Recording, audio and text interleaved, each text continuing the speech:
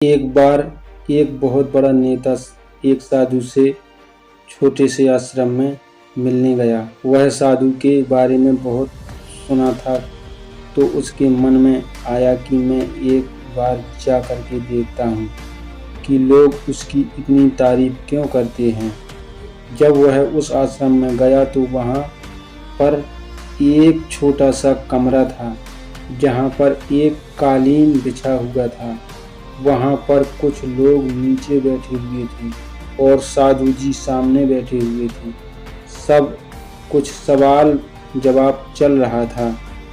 वह नेता उस आश्रम में आया और उस नेता ने साथ में 4 बॉडीगार्ड भी थे और उसकी यह आदत थी कि जहाँ पर भी वह जाता था, लोग अपनी जगह से खड़े हो जाते थे और उसकी तरफ देखते थे, हाथ जोड़ते थे और सर झुकाते थे।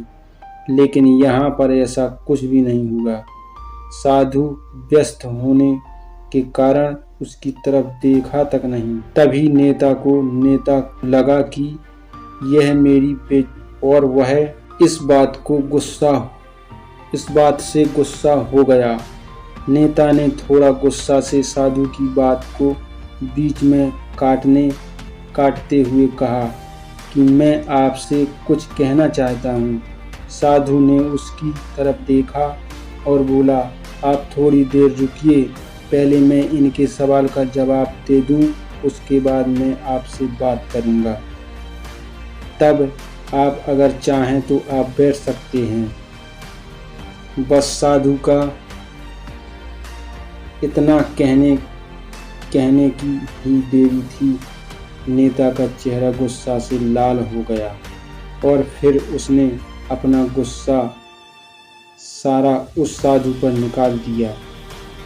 अभी तक वह नेता बहुत तमीज से आप कह करके बात कर रहा था, लेकिन अब वह तू तड़ाक पर उतर आया। नेता ने उस साधु को कहा, तुझे पता भी है मैं कौन हूँ और तू किससे बात कर रहा है। साधु ने उसकी तरफ देखा और कहा, मुझे इससे कोई फर्क नहीं पड़ता कि आप कौन हैं, लेकिन आप जो भी हैं, अगर आप चाहते हैं कि मैं आपके सवाल का जवाब दूं या आपसे बात करूं, तो आपको कुछ देर रुकना होगा। और साधु की यह कहते हैं नेता गुस्से से पागल हो गया और वही सबके सामने चीखने चिल्लाने लग गया, और अब मैं तुझे तेरी असली औकात दिखाऊंगा। तूने मुझसे पंगा ले करके ठीक नहीं किया। तुझे पता भी है मैं तेरे बारे में क्या सोचता हूँ। साधु ने फिर से नेता की तरफ देखा और बड़े ही प्रेम से कहा कि मुझे इससे कोई फर्क नहीं पड़ता कि आप मेरे बारे में क्या सोचते हैं। आप जो चाहे वह मेरे बारे में सोच सकते हैं।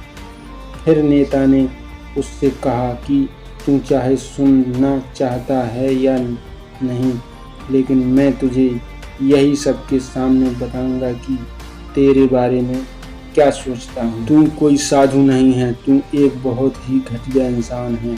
तू एक ढोंगी है, पाखंडी है और यहाँ पर जितने भी लोग बैठे हैं उन सबको बेवकूफ़ बना रहा है।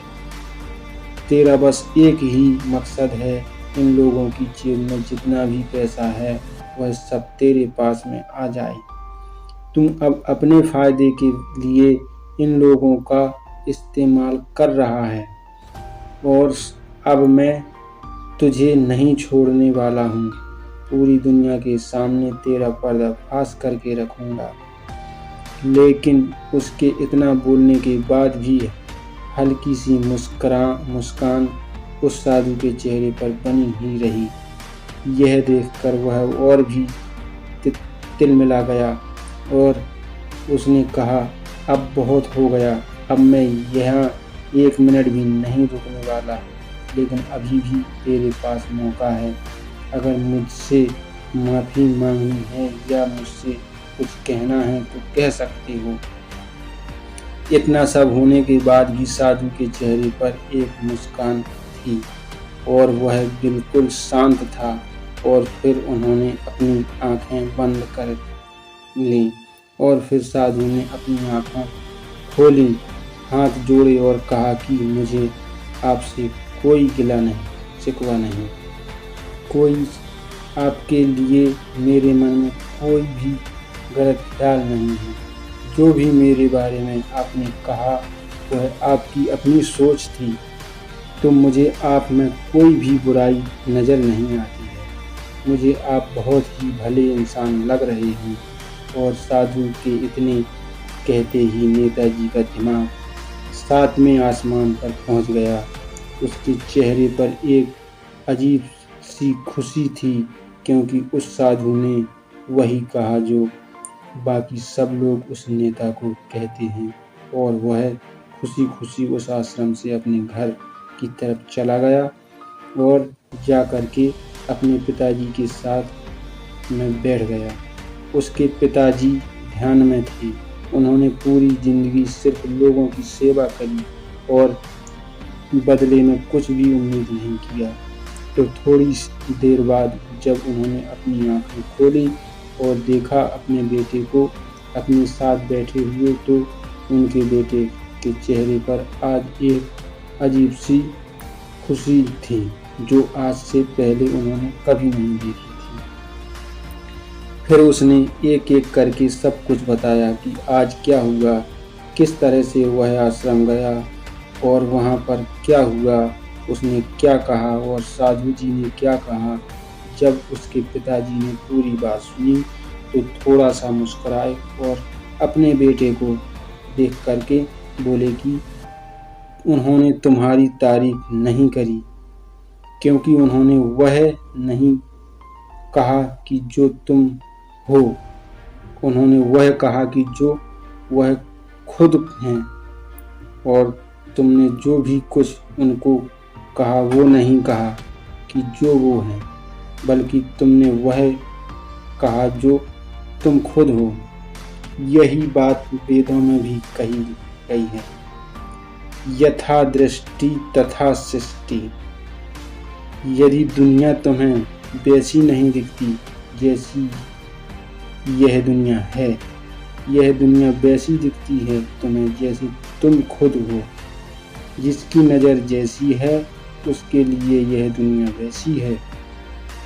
तो अगर तुम अपनी दुनिया को बदलना चाहते हो तो उसका सिर्फ एक ही तरीका है, अपनी नज़र बदलो।